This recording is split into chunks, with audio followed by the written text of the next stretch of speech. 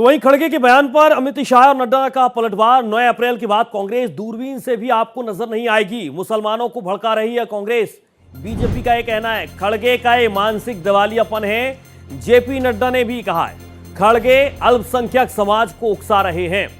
रविशंकर प्रसाद खड़गे धार्मिक भावना से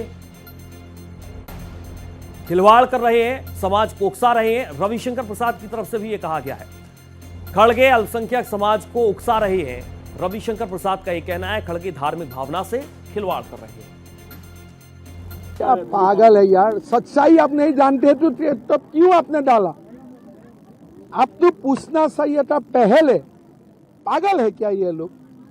मैं एक एलिगेशन लाया, पहले आपको फॉरेन मिनिस्टर को पूछना चाहिए था कि नहीं चाहिए था कि ये एलिगेशन हमको मिला है, सार्वजनिक करने का पहले आप थोड़ा हेल्प कीजिए। आप पहले लोगों को मारेगा, फिर बोलेगा नहीं नहीं नहीं मेडिसिन क्या होगा मैं पूछ के दूंगा। क्या पागल जैसा? खड़गे जी का उम्र हो गया, अभी भी पागल जैसा बात कर रहे हैं। आप लोगों को जलील करेगा, लोगों को बेइज्जत करेगा और फिर बोलेगा हम फॉरेन मिनिस्टर पूछूंगा। तुम्हारा दामाद है क्या फॉरेन मिनिस्टर?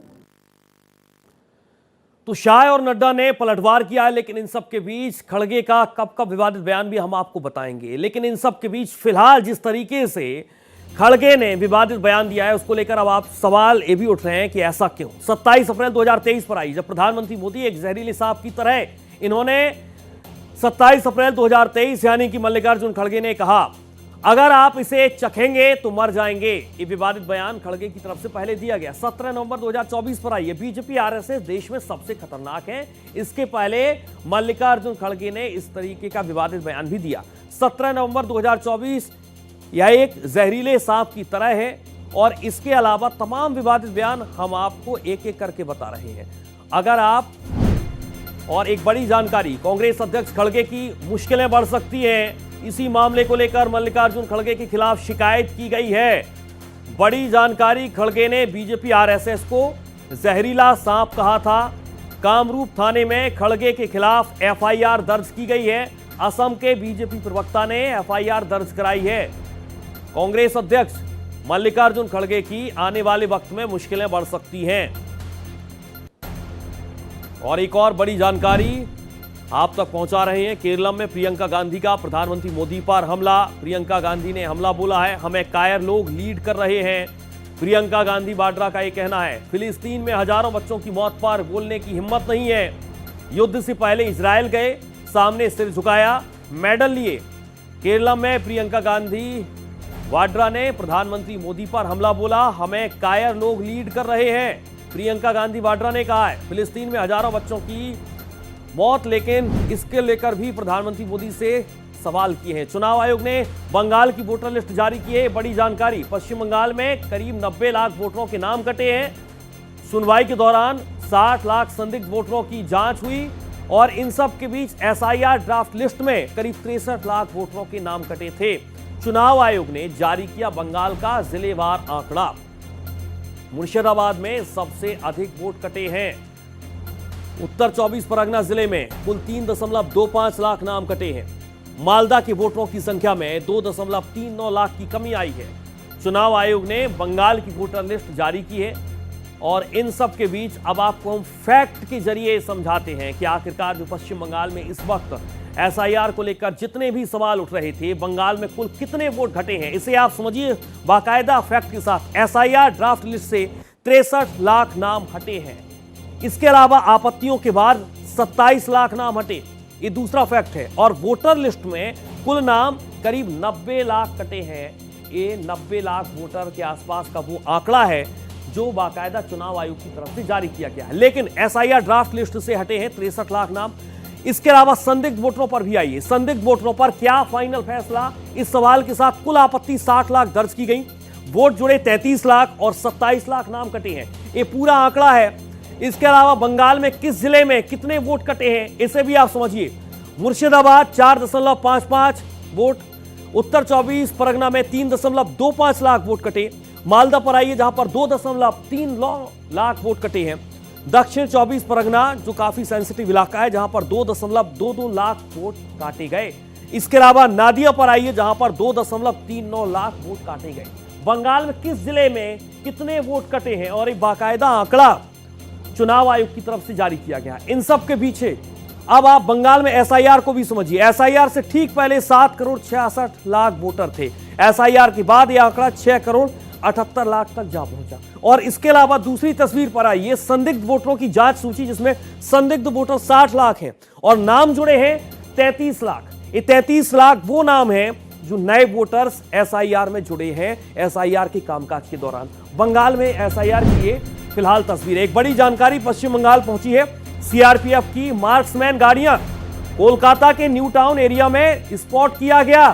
चुनाव के मद्देनजर जम्मू कश्मीर नंबर वाली गाड़ियां पश्चिम बंगाल पहुंची हैं। बंगाल के अलग अलग इलाकों में डिप्लॉय किया जा रहा है। यूपी से सीआरपीएफ पीटने आ रही है और इसीलिए तैयार रहो। ममता बनर्जी भी सामने आ गई और उनका यह मानना है कि यूपी से गाड़ियां आ रही है। पश्चिम बंगाल पहुंची है सीआरपीएफ की मार्क्समैन गाड़ियां। कोलकाता के न्यू टाउन एरिया में स्पॉट किया गया। तस्वीरें भी सामने आ चुकी हैं। जो गाड़ियां आपको नजर आ रही हैं आपकी टीवी स्क्रीन पर, पश्चिम बंगाल जम्मू कश्मीर नंबर वाली गाड़ियां भी पहुंची हैं। बंगाल के अलग अलग इलाकों में डिप्लॉय किया गया और इन सब के बीच यूपी से भी सीआरपीएफ पीटने आ रही है और इसीलिए तैयार रहो। पश्चिम बंगाल की मुख्यमंत्री ममता बनर्जी ने कहा है, बाकायदा उन्होंने इन शब्दों के साथ तंज कसा है। कोलकाता के न्यू टाउन एरिया में स्पॉट किया गया। जम्मू कश्मीर नंबर वाली गाड़ियां पश्चिम बंगाल पहुंची हैं। আজকে আমি শুনলাম 200 গাড়ি করে অযোধ্যা দিয়ে উত্তরপ্রদেশ থেকে সিআরপিএফ নিয়ে আসছে আপনাদের উপর হামলা করার জন্য। আজকে আমি শুনলাম 200 গাড়ি করে অযোধ্যা দিয়ে উত্তরপ্রদেশ থেকে सीआरपीएफ নিয়ে আসছে। तो कहना होगा, सवालों का उसका जवाब मैं दूंगा। ममता जी तो रोज बोलती हैं, लेकिन आज तो कुछ ज्यादा ही बोल गई। अयोध्या से 200 गाड़ियां सीआरपीएफ यूपी में अयोध्या के रास्ते आ रही हैं आपको पीटने के लिए। देखिए, मैं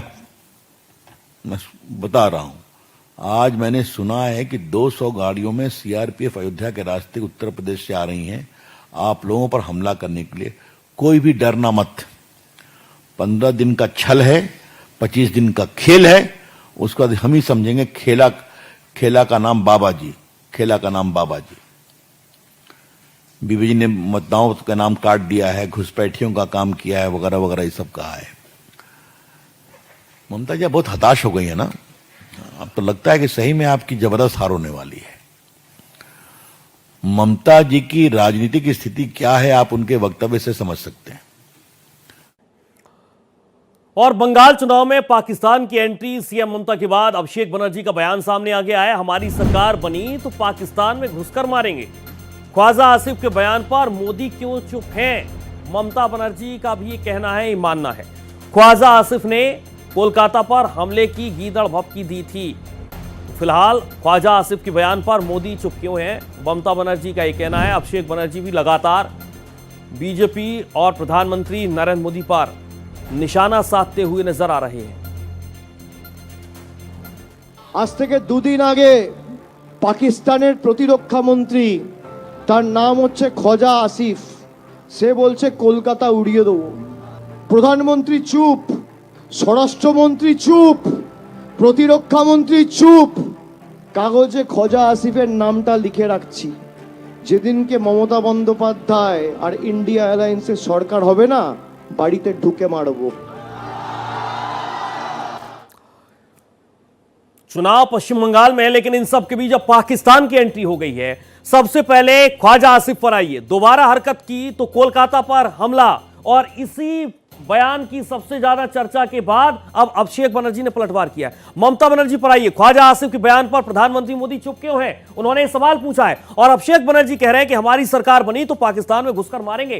और इसी के साथ पाकिस्तान की एंट्री पश्चिम बंगाल चुनाव में हो गई। लेकिन बंगाल चुनाव में हैवी डिमांड, और बीजेपी की स्टार प्रचारकों को भी आप देख लीजिए, ये वो चेहरे हैं जिनके इर्द गिर्द भारतीय जनता पार्टी चुनावी मैदान में नजर आ रही है। सबसे पहले रेखा गुप्ता, दिल्ली की मुख्यमंत्री, जेपी नड्डा, केंद्रीय मंत्री शिवराज सिंह चौहान, नितिन गडकरी, हिमंता विश्व शर्मा, ये वो नाम है जो इस वक्त चुनावी मैदान में डटे हुए हैं, चुनावी सभाओं को संबोधित कर रहे हैं और बीजेपी के पक्ष में वोट की अपील कर रहे हैं। हेमा मालिनी, कंगना रनौत और इसके अलावा देवेंद्र फडणवीस, लिएंडर पेस, मिथुन चक्रवर्ती, तमाम बड़े सितारे भी आपको नजर आ रहे होंगे। और इन सब के बीच एक बार फिर से इन चेहरों पर नजर दौड़ाइए। स्मृति ईरानी, अनुराग ठाकुर, अश्विनी वैष्णव, अन्नपूर्णा देवी, मनोज तिवारी, पूर्वांचल की राजनीति में बड़ा नाम, दिल्ली में सांसद, और इन सब के बीच सबसे ज्यादा नाम विप्लव कुमार देव, इसके अलावा मंगल पांडे, सम्राट चौधरी, अर्जुन मुंडा, भूपेंद्र यादव। और इन चेहरों को देखकर आप कुछ अंदाजा लगा सकते हैं कि अलग अलग प्रदेशों के नेता भी आपको नजर आ रहे हैं।